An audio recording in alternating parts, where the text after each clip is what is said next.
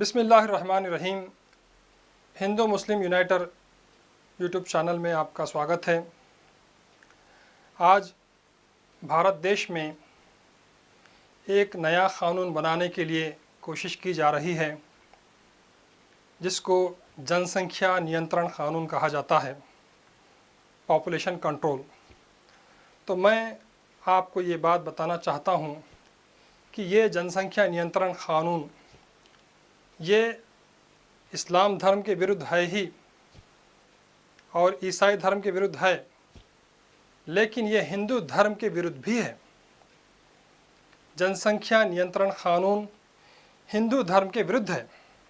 क्यों? इस वजह से अगर आप हिंदू धर्म ग्रंथ पढ़ेंगे तो आपको पता चलेगा कि ब्रह्मा जी के 10 बेटे और एक बेटी थी। अगर आप देखेंगे विष्णु जी के बारे में तो आपको पता चलेगा कि विष्णु जी के 18 बेटे और 2 बेटियां थे, और शिव जी आपके 3 बेटे और 3 बेटियां थे। इसी तरह आप देखते जाइए, आप हिंदू धर्म ग्रंथों के अनुसार, जैसा कि राम जी के पिताजी हैं राजा दशरथ, उनके 4 बेटे और 1 बेटी शांता थे। अब 4 बेटे तो आप जानते हैं कि राम जी, भरत जी और लक्ष्मण जी और शत्रुघ्न। और आप देखेंगे कि परशुराम जो अवतार थे, उनके भी 5 बेटे बताए गए हैं। और हम ये भी जानते हैं कि श्री कृष्ण जी वासुदेव और देवकी के 8वें पुत्र थे। किशन जी खुद 8वें बेटे थे। और आप अगर देखेंगे पुराणों के अनुसार कृष्ण जी के 1,61,080 बेटे थे। ये हम नहीं बता रहे, ये पुराणों में आप देख सकते हैं।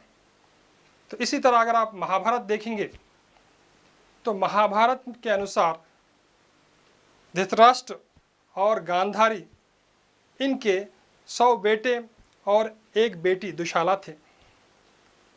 ये महाभारत में है, जिन्हें कौरव कहा जाता है। इसी तरह राजा पांडु और कुंती जी के 5 पुत्र थे, 5 बेटे थे, जिन्हें पांडव कहते हैं।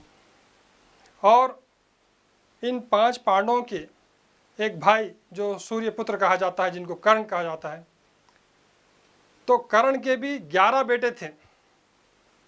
और अर्जुन जी, उनके भी जो है ना 4 बेटे। भीम जी, जिनको भीमसेन भी कहा जाता है, उनके 3 बेटे। इस तरह आप कुल मिलाकर आप हिंदू धर्म ग्रंथों का मुताला करेंगे, आप अध्ययन करेंगे आप, तो पता चलेगा कि हिंदू धर्म ग्रंथों में कहीं भी जनसंख्या नियंत्रण की बात नहीं बताई गई। तो ये जो क़ानून बनाया जा रहा है, ये बिल्कुल धर्म विरुद्ध है, हिंदू धर्म के विरुद्ध है। ऐसा क़ानून, ऐसा लॉ नहीं बनाना चाहिए। और ख़ासकर मुसलमानों को देखकर, मुसलमानों की जनसंख्या बढ़ रही है, ऐसा कहकर ये बनाना ये बिल्कुल गलत है। और कुरान करीम में मुसलमानों से अल्लाह ताला ये फरमाता है कि वला तख्तुलू औलादकुम मिन इमलाक़ नहनु नर्ज़ुकुकुम व इय्याहुम। तुम अपनी संतान का, अपनी औलाद का मुफलिसी के, गरीबी की वजह से क़त्ल मत करो। हम तुमको भी रिज़्क़ दे रहे हैं, उनको भी देंगे। ये अल्लाह ताला का फरमान है। और अल्लाह ताला कुरान करीम में फरमाता है कि कोई भी जानवर अपना रिस्क अपने पीठ पर ढो के नहीं फिरता। इसीलिए हुज़ूर अकरम सल्लल्लाहु अलैहि वसल्लम फरमाते हैं, जिन्हें कल की अवतार, नराशम्स, अंतिम ऋषि भी कहा जाता है, आप फरमाते हैं कि मसलुल मोमिना का मसल तैर यर्ज़ुक़ुल्लाह ताला बिग़ैरिल वसीला।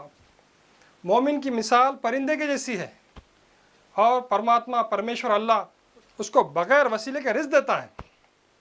तो इस तरह हम ये निवेदन करते हैं कि इस तरह का जनसंख्या नियंत्रण क़ानून नहीं लाना चाहिए और सबको आज़ादी होनी चाहिए।